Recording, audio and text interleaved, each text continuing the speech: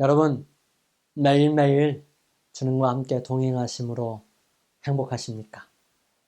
하나님의 크신 축복과 은혜가 여러분과 저의 삶 속에 늘 함께 하시기를 간절히 소망합니다. 오늘은 베드로후서 3장 11절에서 14절 말씀 가지고 마지막 시대를 살아가는 사람들의 자세 함께 살펴보기를 원합니다. 하나님께서 오늘 이 시간 여러분과 저의 마음속에 함께 하셔서 크신 축복과 또 함께 하시는 은혜로 채워주시기를 주님의 이름으로 축원합니다. 우리 함께 베드로후서 3장 11절에서 14절에 있는 말씀 함께 봉독하시겠습니다. 베드로후서 3장 11절에서 14절 말씀입니다. 우리 함께 봉독하시겠습니다. 이 모든 것이 이렇게 풀어지리니 너희가 어떠한 사람이 되어야 마땅하뇨. 거룩한 행실과 경건함으로 하나님의 날이 임하기를 바라보고 간절히 사모하라. 그날에 하늘이 불에 타서 풀어지고 체질이 뜨거운 불에 녹아지려니와 우리는 그의 약속대로 의에 거하는 바 새 하늘과 새 땅을 바라보도다. 그러므로 사랑하는 자들아 너희가 이것을 바라보나니 주 앞에서 점도 없고 흠도 없이 평강 가운데서 나타나기를 힘쓰라. 지금 우리가 살고 있는 이 시대는 마지막 시대라고들 합니다. 하지만 그 근거는 어디에 있고요? 또 마지막 시대라고 한다면 어떤 일들이 일어날 것이고 그러한 일들 속에서 오늘날 나는 어떤 모습으로 살아가야 하는지를 분명하게 아는 것은 무엇보다도 중요하리라 생각합니다. 막연하게 마지막 때로 인식하며 불안하게 살기보다는 보다 분명하게 시대를 바라보고 이 시대에 맞는 우리의 형편과 처지 그리고 분명하게 갖추어야 할 준비 등을 살펴보고 능력 되시는 우리 주님의 은혜와 성령의 인도하심을 따라 이루어 갈 수 있게 되기를 소망합니다. 그래서 오늘 저는 여러분과 함께 예수님의 제자들 중에서도 늘 맏형으로 동생들을 챙기며 책임감 있게 살았던 베드로가 인지하고 바라보는 마지막 시대를 살아가기 위해 무엇이 필요하고 무엇을 분명하게 챙겨야 하는지를 확인하고 준비할 수 있게 되기를 간절히 소망합니다. 베드로는 그의 삶이 하루하루를 살아가는 사람이었습니다.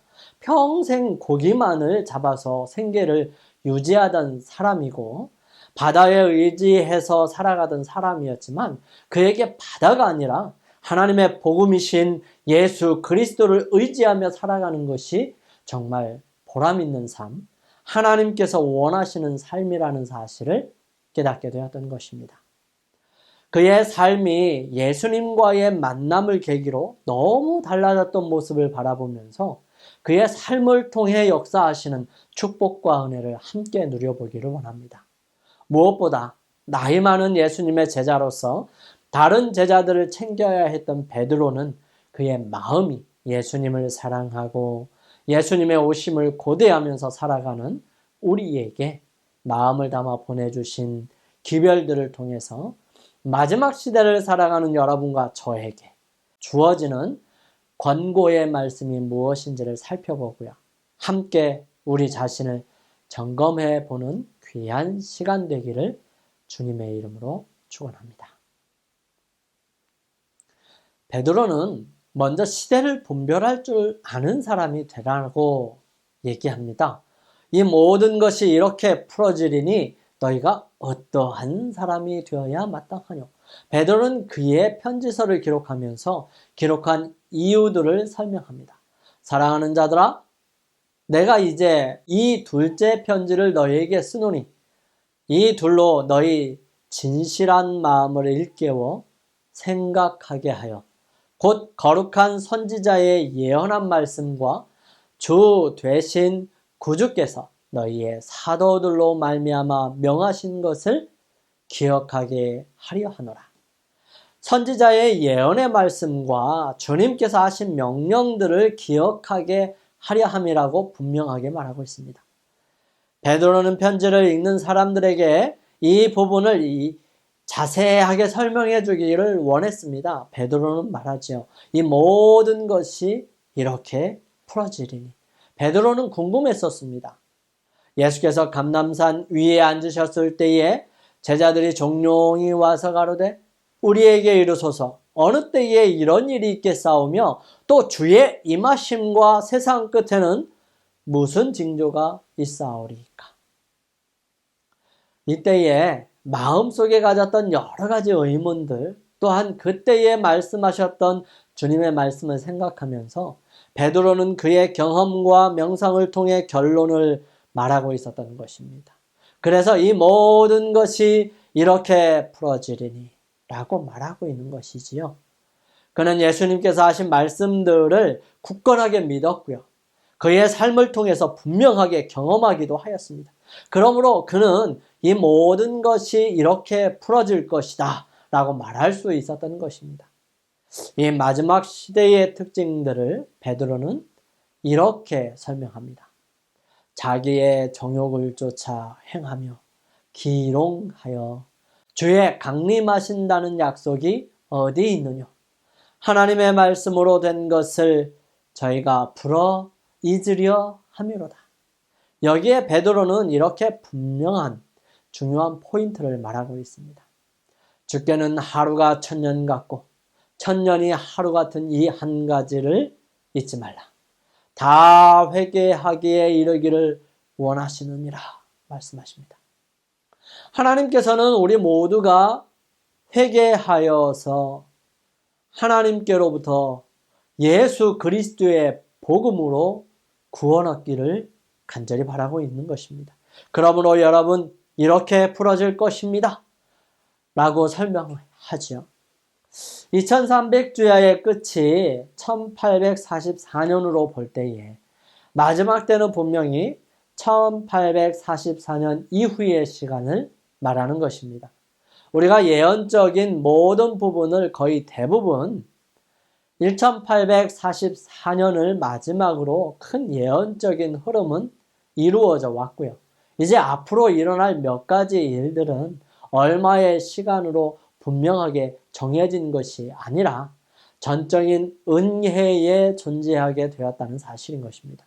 그래서 하루가 천년 같고 천년이 하루 같은 이 한 가지라고 베드로는 말한 것입니다. 그러므로 1844년 이후의 사건들은 이제 연도에 의한 것이 아니라 시간적인 어떠한 프레임 속에서 이해되는 게 아니라 시대 때마다 사건으로 일어나게 될 것인데요. 그것을 알아볼 수 있는 유일한 것은 사건들을 위해 예언과 그에 따른 징조들이었던 것입니다.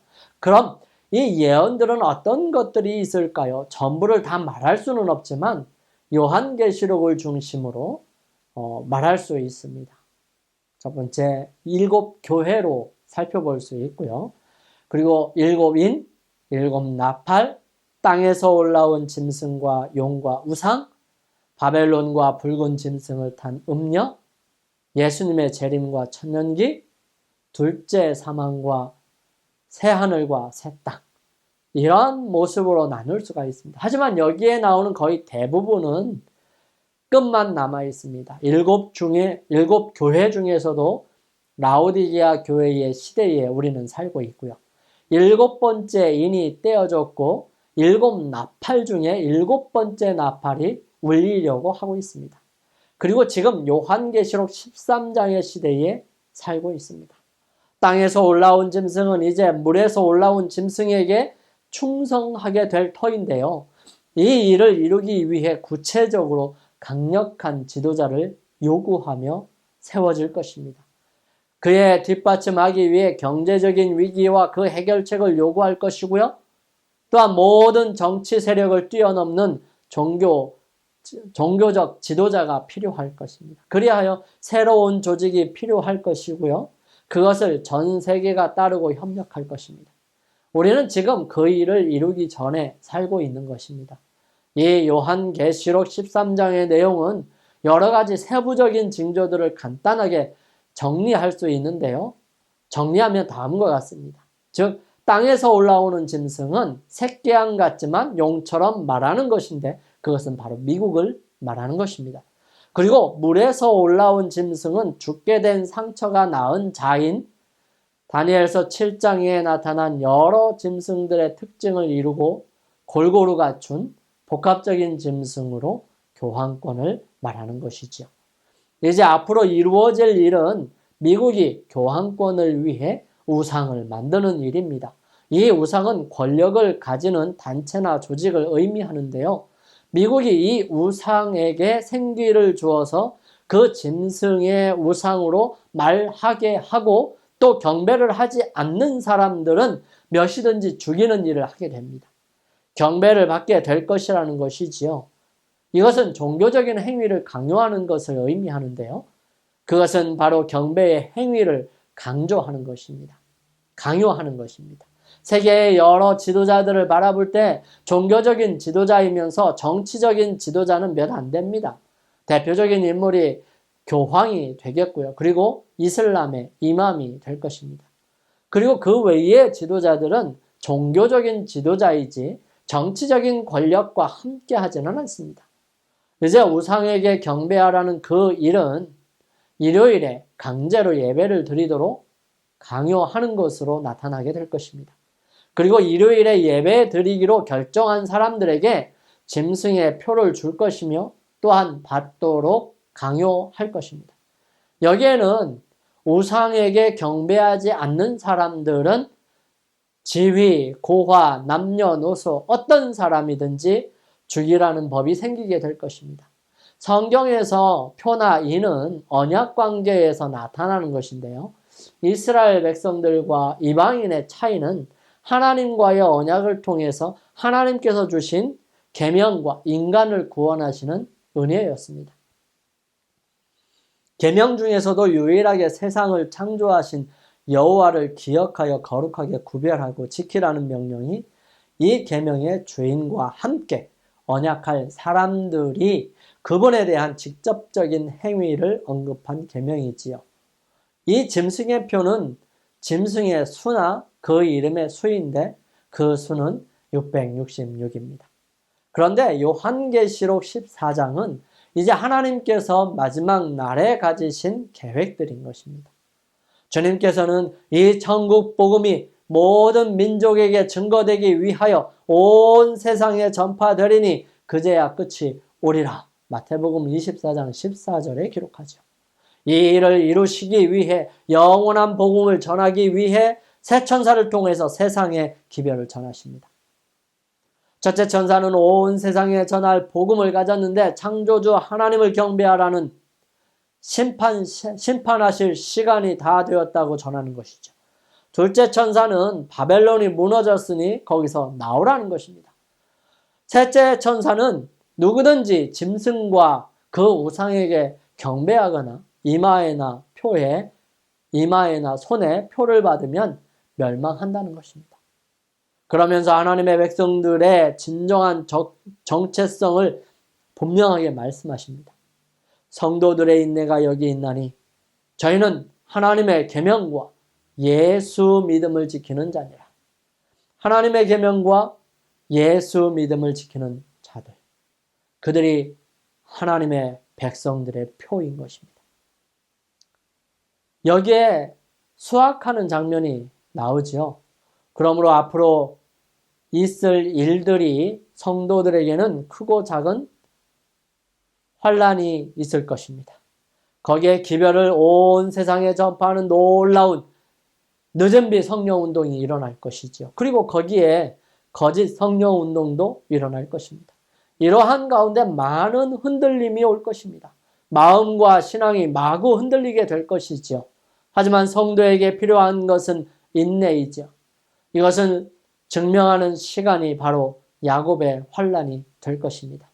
이러한 여러 가지 상황들 속에서도 우리는 몇 가지 약속을 인하여 두려움이 없습니다. 그것은 예수님께서 약속하신 말씀입니다. 볼지어다 내가 세상 끝날까지 너희와 항상 함께 있으리라 하시니라. 이 말씀은 창세기에 야곱에게 하신 말씀들과 광야에 도망 중인 다윗이 노래했던 말씀들과 연결됩니다. 내가 너와 함께 있어. 내가 어디로 가든지 너를 지키며 너를 이끌어 이 땅으로 돌아오게 할지라. 내가 내게 허락한 것을 다 이루기까지 너를 떠나지 아니하리라 하신지라. 여호와께서 너를 지켜 모든 환난을 면케하시며 또 내 영혼을 지키시리로다. 여러분, 두려워할 것이 없습니다. 우리는 시대를 분명하게 바라보았으니 이제는 징조가 이루어짐에 따라 주님께서 가까이 오심을 바라보면서 이 약속의 말씀을 기억하면서 주님 안에 머물러 그 말씀에 따라 살아가면서 다른 사람들이 구원의 길에 들어서도록 도우면서 살아야 할 것입니다. 우리는 주님 안에서 참고 견디다 보면 반드시 승리가 주어질 것입니다. 정말 두려운 것은 우리가 참지 못하고 주님 품 바깥으로 나가는 것입니다. 우리는 이것만 없다면, 우리가 주님을 박차고 거절하고 뛰쳐나가지 않는다면 그분은 우리가 어떤 사람이라 할지라도 우리가 용서받기를 바라는 모든 죄를 용서하실 것입니다. 우리를 그분의 이름으로 구원하시기에 넉넉하셔서 반드시 승리할 것입니다. 사랑하는 성도 여러분, 우리는 시대를 분별하는 사람이 되어야 합니다. 그러기 위해서는 말씀을 가까이 하고 우리의 삶을 성령의 인도하심에 겸허하게 맡기면서 그 인도하심에 순종하며 사랑하는 것이 필요합니다. 늘 순종하기 위해서는 기도하며 그 인도하심을 분명하게 깨닫는 것이 필요하고요. 주어졌을 때에 분명하게 순종하며 따라가는 믿음의 용기가 필요하다는 사실입니다. 우리가 살아가면서 그분을 멀리서 쫓아가는 것이 아니라 바짝 붙쫓아서 나구되는 일이 없고 넘어질 때 바로 주님께서 일으켜 세워주심을 받게 되시기를 간절히 소망합니다. 그러므로 사도 베드로는 다음과 같이 우리의 모습을 점검하고 살아보자고 요청하는 것입니다. 두 번째로 우리의 삶을 돌아보라는 것이 사도 베드로의 초청입니다. 거룩한 행실과 경건함으로 하나님의 날이 임하기를 바라고 간절히 사모하라. 그날에 하늘이 불에 타서 풀어지고 체질이 뜨거운 불에 녹아지려니와. 거룩한 행실과 경건함, 무엇을 의미하는 것일까요? 거룩한 행실은 내가 손해를 보더라도 내 것을 다른 사람에게 주는 것을 의미하고요. 경건함은 자신을 그리스도 안에서 온전히 포기하고 죽이고 감추는 것을 말하는 것입니다. 요즘은 경쟁사회입니다. 누구나 다 하고 싶은 사람들은 할 수 있는 것이 아니지요. 언제나 거기에는 제한이 있고요. 들지 못하는 사람들이 있으며 늘 한계로 인하여 여러 가지 안타까움과 슬픔과 고통이 있습니다. 그래서 내가 손해를 보기를 선택하는 사람이 거의 없지요. 여러분, 내가 손해보기를 선택한다는 것은 쉬운 일이 아닙니다. 포기해야 가능한 것이지요. 무엇인가를 더 얻을 수 있는 기회를 갖는다는 것은 손해를 보더라도 내 것을 남에게 주는 것이 아니라 교환일 뿐입니다. 하나님께서는 우리에게 교환을 제안하신 것이 아닙니다. 내가 이것을 다른 사람들에게 주면 그 사람에게 준 것보다 많은 것을 하나님께서 나에게 주실 것이야 라고 하는 것 때문에 주기를 원하지 않으신다는 거예요. 아무런 대가가 없더라도 내 것을 다른 사람들에게 주라는 것입니다. 이것이 그리스도인이에요.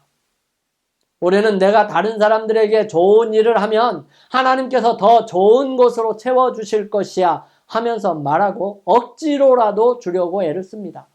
그럼에도 불구하고 그것도 힘겨워서 최소한의 것으로 제한을 하죠.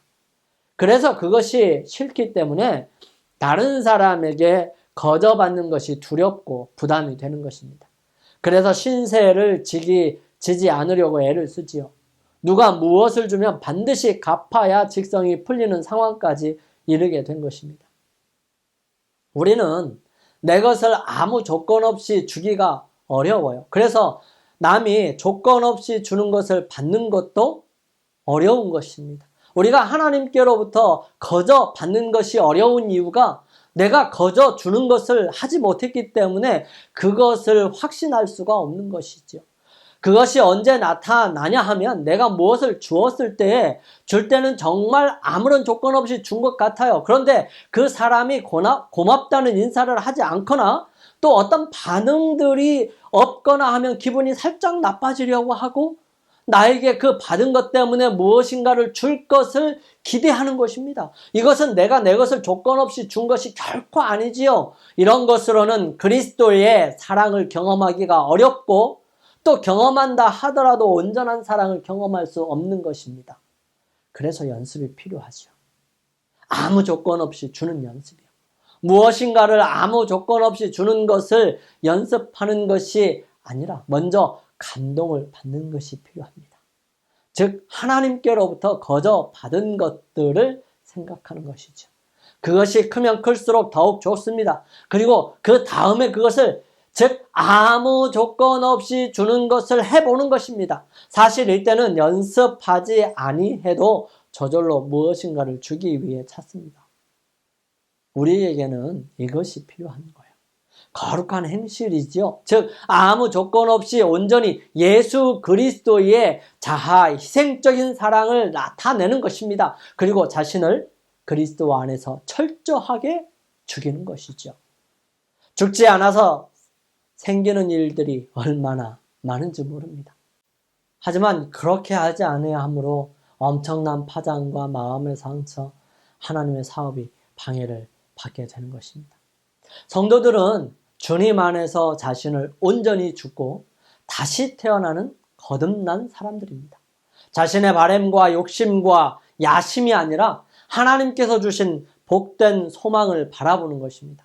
하나님의 날 임하기를 바라보고 간절히 사모하는 것이죠. 우리는 무엇을 바라고 기다리십니까? 우리가 정말 바라는 것, 원하는 것, 간절히 기도드리는 것은 무엇인지를 다시 한번 확인해 보고 점검해 보시기를 바랍니다. 만약 그것이 무엇인지 잘 모르겠다면 이렇게 해보시면 됩니다. 나는 무엇을 위해 기도드리고 있는가? 나는 어디에 시간을 많이 사용하고 있는가? 나는 무엇을 미루지 않고 즉시 몸이 움직이고 그것을 하지 않으면 마음이 편하지 않는가? 하는 질문들을 해보면 아마도 대답이 나올 것이고요. 우리의 모습을 생각해 볼 수 있을 것입니다.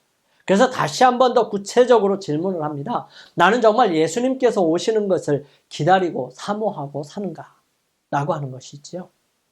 마지막 때를 살아가는 사람들의 모습은 주님께서 오심을 간절히 바라면서 사는 사람들입니다. 많은 사람들이 삶에 지치고 힘들어서 이제는 더 이상 못 살겠다고 생각 들 때나 앞으로 두렵고 떨려서 이대로 끝이 나면 좋겠다는 생각이 들어져서 아마도 종말이 왔으면 예수님께서 재림하셨으면 세상이 뒤집어졌으면 하는 생각이 들지도 모르겠어요. 1925년 당시 12살 소녀였던 최순애, 아동문학가 이원수의 부인인데요. 잡지 어린이라고 하는 잡지에 투고하여 발표한 동시에 작곡가 박태준 씨가 선율을 붙여서 만든 곡이 바로 오빠 생각이라고 하는 노래입니다. 11살 소녀였던 작사가 최순애는 도쿄에서 유학하고 돌아온 뒤 어린이 계몽 운동을 위해서 서울로 올라간 8살 위의 오빠인 최영주를 기다리면서 그 노래를 지었다고 해요. 즉 오빠에게 비단구도 사달라고 요청을 했는데 오빠가 내려오지를 않는 것입니다. 당시 과수원 밭둑에서 서울 쪽을 바라보면서 울다가 집에 들어왔다고 해요. 오빠 생각 노래 가사를 보면 뜸북 논에서 울고 뻐꾹 숲에서 울제. 우리 오빠 말 타고 서울 가시면 비단구도 사가지고 오신다다. 2절은 기러기 북에서 오고 귀뚤귀뚤함이 슬피 울건만. 서울 가신 오빠는 소식도 없고 나뭇잎만 우수수 떨어집니다. 오빠 생각을 하고 간절하게 기다리던 소녀는 비단구두 때문인지도 모르겠습니다. 매일매일 바라보고 또 관심을 두고 늘 마음 가는 곳은 바로 오빠가 오실 곳입니다. 무슨 조짐이 없는지를 생각해 보며 바라보는 것이지요. 왜냐하면 비단구두 때문이죠. 하지만 여러분, 아무리 같은 비단구두라 할지라도 다른 사람의 손에 들려진 비단구두는 의미가 없지 않겠어요? 그것을 오빠가 사 주어야 하는 것이지요. 왜냐하면 그를 정말 사랑하는 존재가 바로 오빠였기 때문이 아닐까 합니다. 기다림의 정도는 사랑하는 정도와 비례할 것입니다. 오빠를 사랑하면 사랑할수록 더욱더 기다림은 크고 온전하여질 것입니다.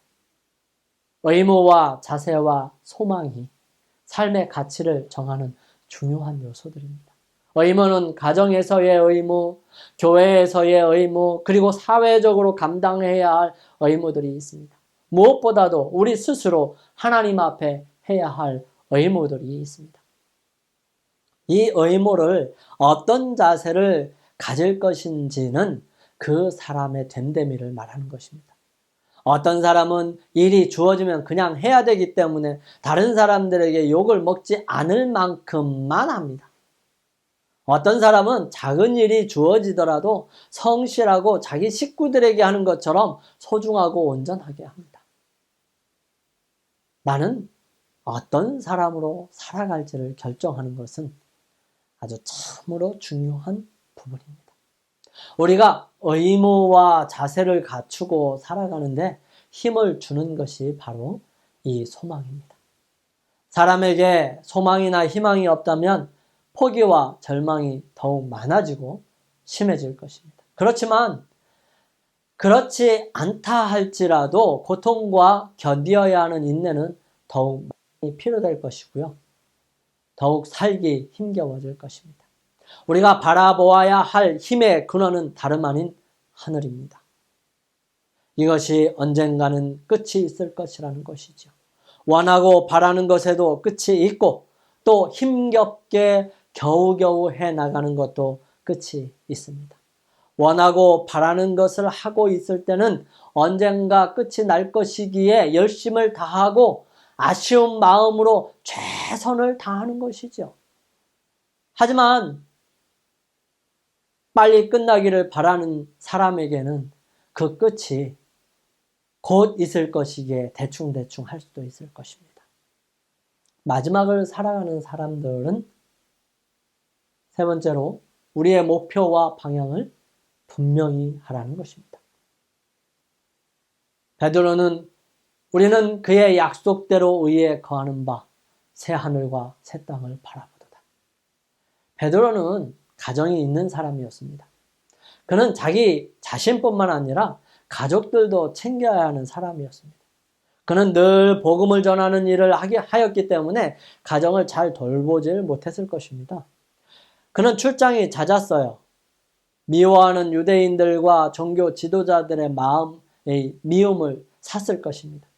그렇지만 그 가족은 베드로로 인하여 고통과 아픔 속에서 살아갈 수밖에 없었을 것입니다. 그러므로 그들은 좀 옮겨 다니지 않았을까 하는데요. 베드로는 말합니다. 예수 그리스도의 사도 베드로는 본도, 갈라디아, 갑바도기아, 아시아와 비두니아에 흩어진 나그네, 곧 하나님 아버지의 미리 하심을 따라 성령의 거룩하게 하심으로 순종과 예수 그리스도의 핏부림을 얻기 위하여 택하심을 입은 자들에게 편지하노니 은혜와 평강이 너희에게 더욱 많을지어다. 우리는 나그네라는 사실을 생각한다면 삶은 좀 달라질 것입니다. 우리가 세상에서 살아가는 일들이 전부가 아니라 궁극적으로 도착해야 할 그곳을 위해 지금 준비하며 가는 여정 속에 있다는 사실을 잊지 않는 것입니다. 어디를 향하여 가는 여정 속에 있는 것일까요? 베드로는 분명하게 기록합니다. 우리는 약속대로 살아가는 사람들인데 우리가 바라봐야 할 곳은 새 하늘과 새 땅이라고 말입니다. 인생도 또 인생의 가장 중요한 것 중에 하나인 결혼도 서로 다른 둘이 한 곳을 바라보며 한 목표를 가지고 살아가는 것이라고 섹스피어는 말하고 있습니다. 예수님은 이 땅에 우리의 구원을 위해 십자가에 나아가시기 전날 밤 이렇게 말씀하셨습니다. 너희는 마음에 근심하지 말라. 내가 다시 와서 너희를 나 있는 곳에 있게 하리라.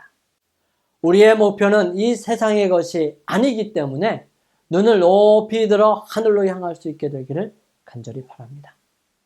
그리고 마지막으로 매일같이 해야 할 일과 함께 해야 할 분을 잊지 않고 살아가는 것입니다.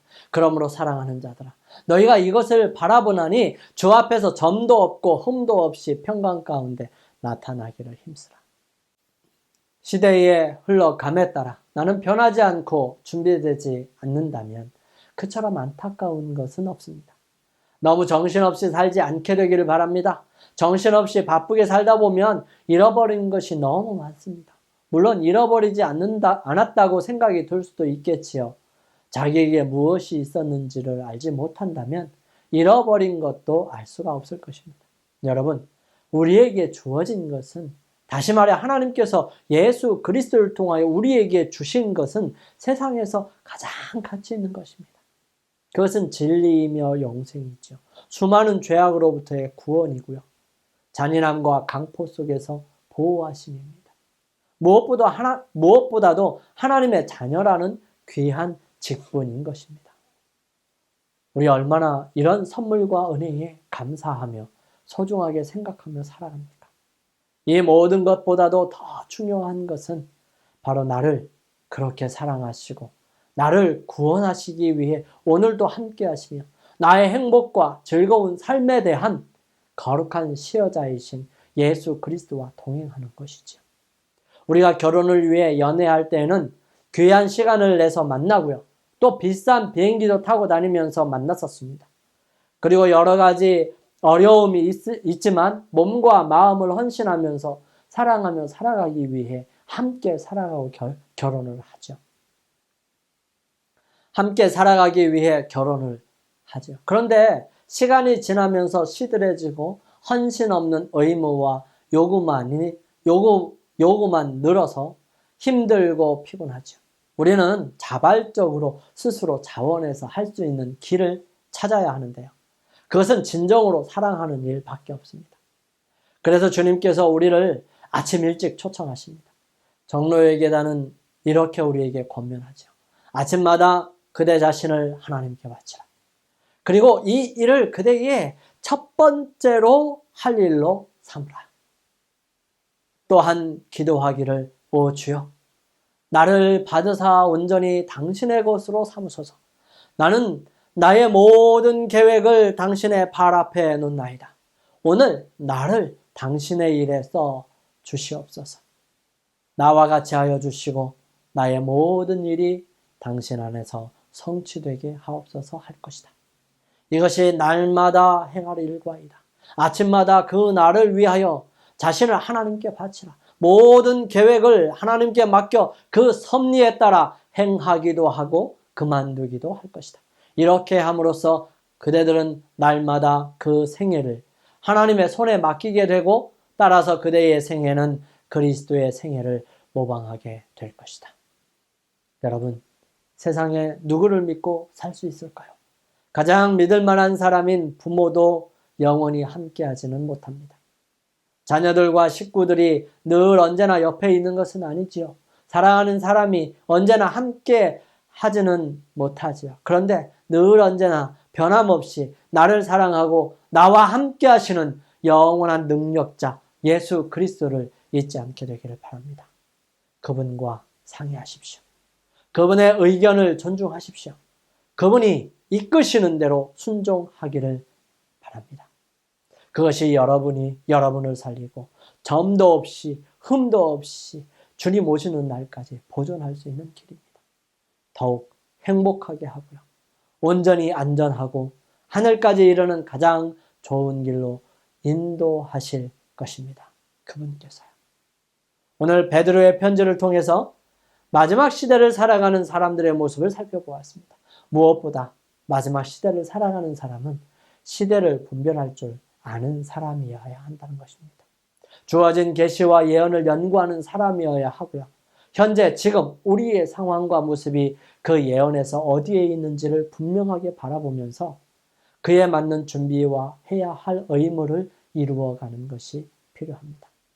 마지막 시대를 살아가는 사람들은 각자의 삶이 살펴본 예언에 맞는 삶을 살고 있는지를 점검하는 사람들입니다. 거룩한 행실과 경건함으로 진정으로 바라고 사모하는 사람이 되는 것이지요. 아무런 조건 없이 주님께서 주시는 사랑으로 인하여 자신을 철저하게 죽이고 오직 한 곳 하늘을 바라보는 사람이 우리의 모습이 되기를 간절히 소망합니다. 여기에는 절대적인 믿음과 순종함으로 이루어 갈 수 있습니다. 다음으로 우리는 우리에 가는 인생의 길의 방향과 목표를 분명하게 하는 것입니다. 즉 나그네로서의 삶으로 초청하고요. 우리가 영원히 여기 살 것이 아니라 하늘을 향하여 나아가는 사람이라는 사실을 잊지 않는 것이죠. 마지막으로 늘 매일의 삶에서 예수 그리스도와 동행함으로 그분의 말씀과 인도하심에 순종하며 살아가는 것입니다. 그러기 위해서는 아침마다 주님 앞에 자신을 내려놓아야 하고요. 주님께서 하신 말씀에 귀를 기울여야 하고 주저없이 순종하고 따르는 용기를 갖는 것입니다. 하나님의 거룩하신 자녀로 오늘을 살아가며 늘 주님과 동행함으로 순종하며 살아가는 귀한 성도들이 되시기를 주님의 이름으로 축원합니다. 기도드리겠습니다.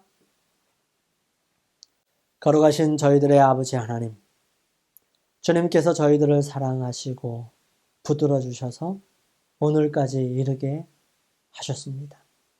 주님, 사도 베드로를 통하여 마지막 시대를 살아가는 사람들이 어떤 모습으로 살아가야 하는지를 살펴보았습니다.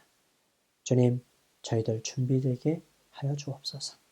저희들 예언을 통하여 우리가 어디쯤 와 있는지 확인해 볼 수 있도록 인도하여 주시고 또한 매일 매 순간 자신의 모습이 어떠한 모습인지 점검할 수 있도록 도와주시며 우리가 가진 것을 아낌없이 다른 사람들에게 아무런 조건 없이 줄 수 있는 마음과 또한 자기 자신을 철저하게 주님 앞에 내려놓고 죽이는 것을 매일의 삶의 과제로 삼게 하여 주시옵소서.